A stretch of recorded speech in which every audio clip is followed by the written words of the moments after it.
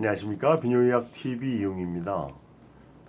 삼형제가 있었는데요. 이 남자 삼형제가 한날 한시에 한 병원에서 외과 선생님이 수술을 해주셔서 포경 수술을 동시에 받았는데요. 집에 가서 보니까 첫째, 셋째는 잘 되었는데 이 둘째는 계속 출혈도 되고 불편해서 다시 병원을 오후에 가서 보니까 혈관이 잘못 잡혔다고 해서 마취도 다시 안 하고 그냥 진료실에서 꿰맸다고 합니다. 그게 바로 접니다. 그 어린 학생이 한이 맺혀서 비뇨의학을 전공하고 나중에 비뇨의학과 의사가 됐다고 하는 전설이 전해져 내려오고 있습니다. 이 포경 수술은 합병증과 부작용이 분명히 있습니다. 붓거나 좀 전에 말씀드린 출혈과 같은. 그래서 마침 이번에 그 남성과학회에서 이번 2020년 5월달에 음경 수술이라고 하는 이 교과서를 편찬하는데 마침 또 그 포경 수술의 합병증 대처 방안 그 챕터를 제가 쓰게 돼서요. 오늘 제가 썼던 일러스트레이션하고 내용을 간략하게 말씀을 드려서 도움이 되는 말씀을 드리려고 합니다. 이게 세계보건기구에서 신생아 포경 수술을 안 하게 됐었다는 말씀을 드렸는데요. 수많은 남자아이들이 신생아 때 포경 수술을 했더니 여러 가지 합병증이 생긴다는 것 때문에 득실을 따져서 이제 하지 말자는 거거든요. 우리나라도 제가 레지던트 전공의 할 때 밤마다 불려다니면서 신생아 포경 수술을 많이 했습니다. 근데 이제 그 당시에 요 사진인데요. 이 곰코 클램프라고 하는 이제 포피하고 귀두를 박리해가지고 종을 씌우고 이 나사로 조이면 이 저절로 포피가 잘라져 나오면서 봉합사로 꼬매지 않아도 지혈이 잘 되는 이런 기계가 있습니다. 이런 거로 이제 신생아 포경 수술을 이제 하는 건데요.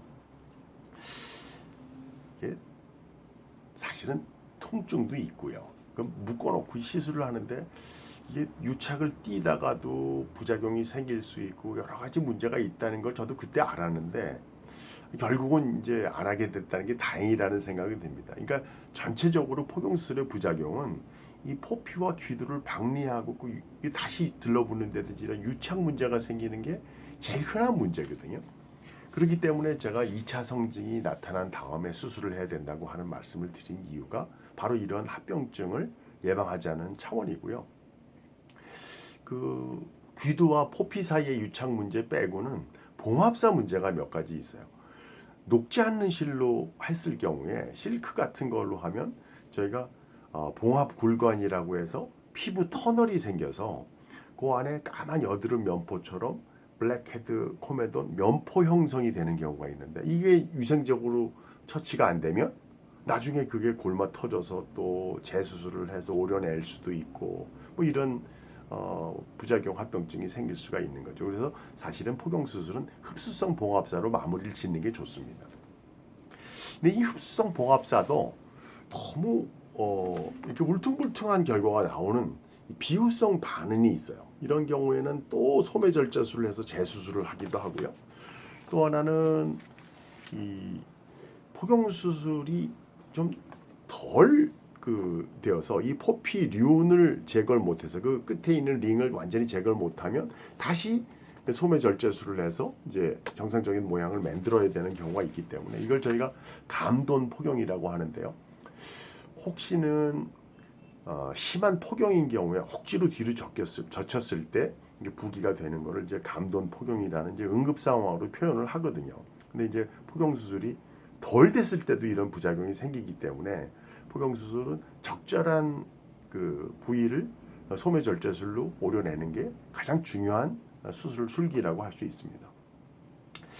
일부 아시겠지만 이러한 그 아까 말씀드린 비후성, 울퉁불퉁한 포경 상태가 되어 있는 반응 상태를 저희가 해바라기 포경 수술이다, 뭐 이렇게 이야기해서 이제 그런 표현을 하기도 하는데. 이걸 교정하러 오시는 분들이 꽤 있어요. 제가 30대 중반 그 환자가 한 분 오셔서 이거 보여주는데 아주 모양이 야릇하게 되어 있어서 제가 이제 그거를 정리하는 모양을 해야 되겠다라고 상담을 하려고 하는데 이 환자 말씀은 그게 아니고 자기 와이프가 이 잎사귀가 조금 쭈그러들었기 때문에 거기다 필러로 좀 더 채워서 오라고 저한테 부탁을 했다는 거죠. 참 저도 당황스러워서 다시 한번 이거는 정리하는 게 올바른 방법이다라고 말씀드렸는데도 막 우기는 바람에 결국 저도 다시 필러 수술을 거기다 하는 첫 경험을 저도 해보게 되었습니다. 물론 이제 혹시 다음번에 생각이 바뀌면 다시 정리를 해드리겠다 말씀을 드렸죠. 이 상담을 하다 보면은 때로는 너무 과하면 모자란만 못하다는 생각을 할 때가 있습니다. 비뇨의학 TV 이용이었습니다.